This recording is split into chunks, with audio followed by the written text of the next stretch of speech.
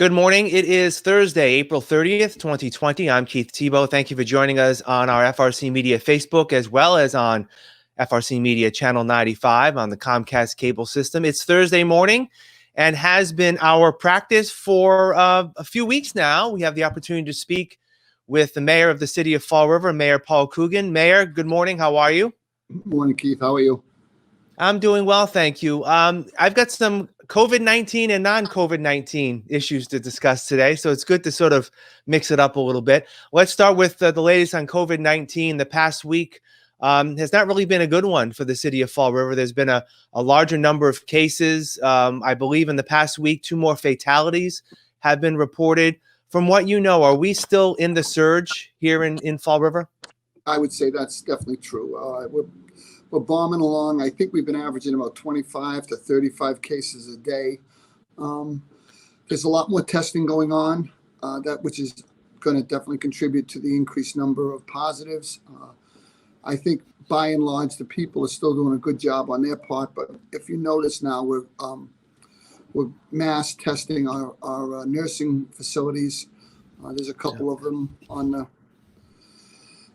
the schedule to be tested today, which could contribute to some further bump in numbers down the road. But I hope it doesn't. But at the time that we had one nursing home with 30 positives, which was enough for one day as far as I'm concerned. So, but it gives them a plan of action, how to address it, what the staff can do, what we can do with the residents that are positive, and hopefully it minimizes the damage to the rest of the community. Earlier this week, you posted a video on Facebook giving some updates on testing. Now, you just talked about how that's been ramping up, but you also talked about masks, and I want to talk about masks just for a few moments.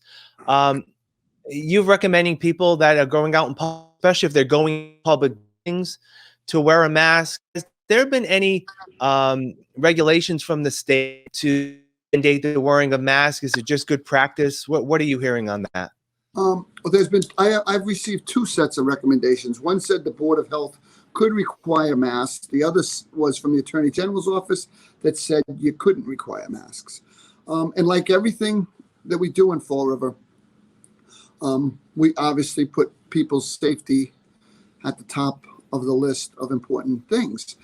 Masks, we're recommending it. We have another advisory going out from the Board of Health on masks. But I don't know. I try to see how is this going to play out. So if Keith Tebow goes into Walmart without a mask on, what's going to happen?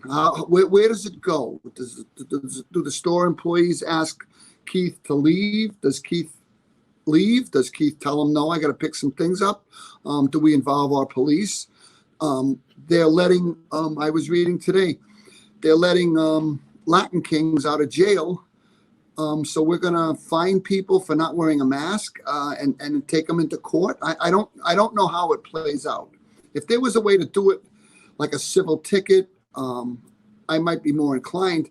But I don't see what they've done on the other side to allow for enforcement of this. And I'm not really clear on that. And I don't understand why people don't wear masks voluntarily. I have a trunk full of them. We had someone come in yesterday, called me up and said, I need masks. We gave them 4. I dropped one off this morning in a donut shop. I have no problem doing whatever we can to get people get their hands on masks. But as far as the enforcement piece of it, I have not had one clear description of how that works out. I know our police, we are obviously doing everything we can to keep our public safety officers having minimal contact with the public. Now, am I going to go tell Officer Smith, go down to Walgreens, there's a woman in there with 2 children that doesn't have a mask on, remove her from the store, fine her? I just don't see how it plays out. Yeah, I know that there's been some reports, I believe, Lawrence is looking into it. I believe Cambridge and Somerville, again, different communities from Fall River, are actually looking at imposing some fines in terms of that. Somerville put in a $300 fine, and they mandated it. Now, I looked and I had our corporation counsel look at the regulation, but I don't see the enforcement provision. I think in Fall River, it would almost involve an ordinance change. And again, it would be is that what the focus of our police, fire, is that the focus of the employees in the store to check people for masks? I know the focus should be to minimize the spread of COVID, but I don't know if that couldn't lead to some other significant problems. Yeah. On another level, I know last Saturday was a nice weather day. There were people out and about. I know people on the waterfront. Again, a large crowd of people walking on the boardwalk there. I believe this Sunday is expected to be close to 65 to 70 degrees. Maybe another nice day.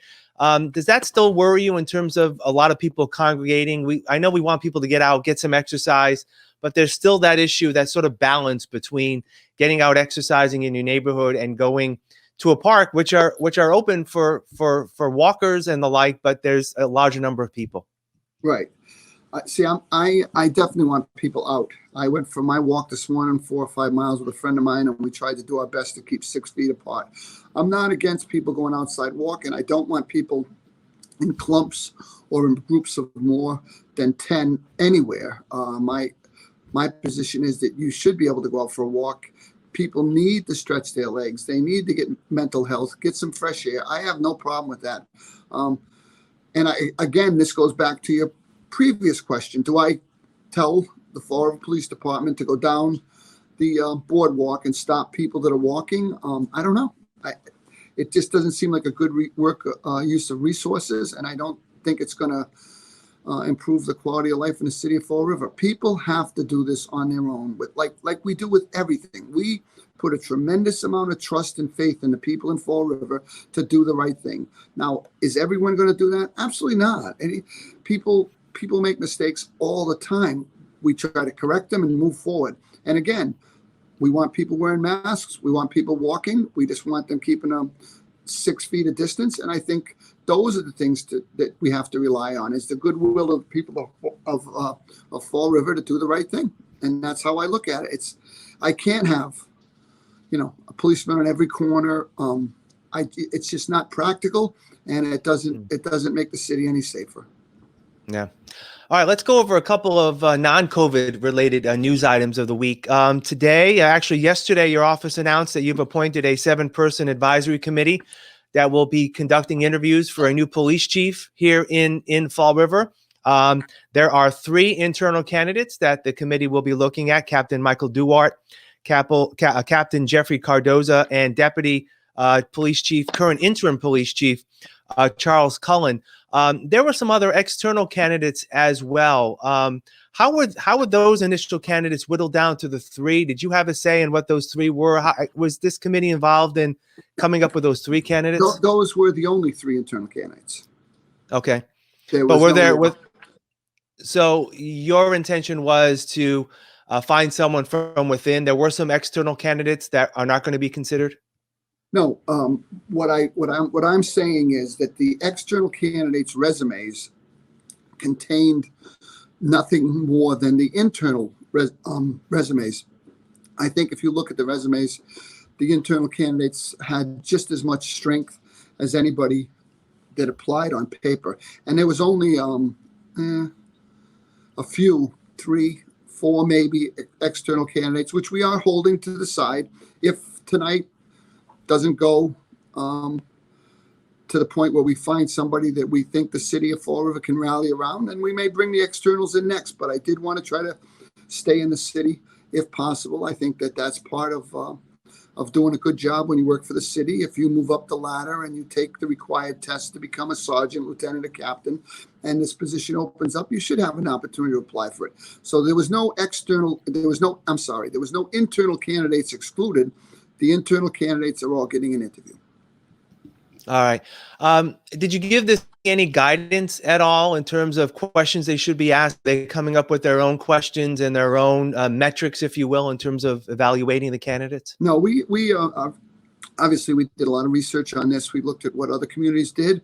We had interviews way back. We looked at some of our old questions, and we came up with 15 questions that we think run the gamut of what we expect of a police chief. Not just technical questions, but questions to talk to us about what kind of person we want for that job. What's their judgment like? What's their work ethic like? What's their integrity like? Those are the things I found in all my years of education. You can have a resume that says you went to the best Ivy League college and you have your master's from Columbia, but when the rubber hits the road, can you do the job? I think that those questions that we tailored for the candidates tonight address things like that. What about how are you going to act or react to certain situations? And this again is an advisory committee. They're gonna evaluate the 3 internal candidates for me, and then of course when we make the recommendation, we're going to bring it right down to the city council and see if that person gets them enough votes to pass in their eyes. And obviously, we're going to do our best to make sure we do this as seamless as possible. The members of the advisory committee, you had mentioned that you don't want to mention who those 7 people are, and could you just reiterate why you're not interested in revealing the extent at this time? I at this time, I'm not going to reveal them because I believe that I want these people to make a judgment based on the merits of the individual. I think that's what this comes down to. I don't want to call up FRG TV and say, I just want to tell you, make sure Keith Tebow's doing that interview. He's a real good guy. Or have the next guy call up and say, Keith Tebow is an idiot. He was caught drunk driving in 1928, or some other nonsense that goes on sometimes when we do these searches. I want them to sit there, get the questions answered, judge the person in front of them. The rest of the check-in, the vetting of their backgrounds will be done by the mayor's office, and we will do it depending on who comes through. We want to see what we have, but I don't want people influencing their decision. I want them to sit there and give me their gut feeling on what's in front of us. Is there going to be any other public process? Obviously, today's meetings are not public with the committee. Is there going to be an opportunity for the community to weigh in on the recommendation? I think this will be probably what the community will see when we're done, when we release what we've done today. I did a corporation council. We did it with a group in the mayor's office. We've interviewed people for city administrator. We did it with a group in the mayor's office. I think this position is important, and that's why I'm looking for this specific position to have some community feedback. Those decisions are all going to fall onto my shoulders, as they do with myself and the city council when they either vote up or down on the candidate. So the people of Florida put their faith in me, and I really appreciate it, but we're going to make the best decision for the city of Florida. The other item I want to bring up before we wrap up is the city budget. We've talked about this in the past in terms of how the COVID-19 pandemic may play into the fiscal 2021 budget. This week, the acting city administrator, Mary Sahadi, was talking about a potential delay in issuing a budget based on some movement from the legislature. Do you have any other update on that? No, I know that is something that's on the table. And again, this delay would be simply to find out, are we getting federal help? What's the what's the state revenue look like? Is the state going to use their rainy day funds to prop up some of these communities? Obviously, the whole state has taken a tremendous financial hit. And going up against a May 15th deadline when the stay in place order doesn't end till May 18th doesn't really give you an accurate look at what's going to happen down the road. Remember, a budget is a projection based on last year's revenue, future growth, future expenses that increase, and you want to try to do the best job you can for the city. And these timelines every other year might work perfectly, but in this unique situation we're in right now, we're looking for a little guidance from the legislature, a little guidance from the federal government, and a little bit of time. Yeah. All right, Mayor, I appreciate your time as always. Have a great weekend, and we'll talk again next week. Thank you for your time. I appreciate it. No, thank you, Keith. I appreciate it. All right. Mayor Paul Coogan joining us on our weekly update this week as we get some updates on COVID-19 here in the city of Fall River, as well as some other issues that are facing the local government. I want to thank you for joining us. Please continue to visit our website, frmedia.org, for all the latest on COVID-19 coverage, as well as our other coverage and our programs on Channel 95. So for all of us here at FRC Media, I'm Keith Tebow. Have a great day, and we'll see you next time.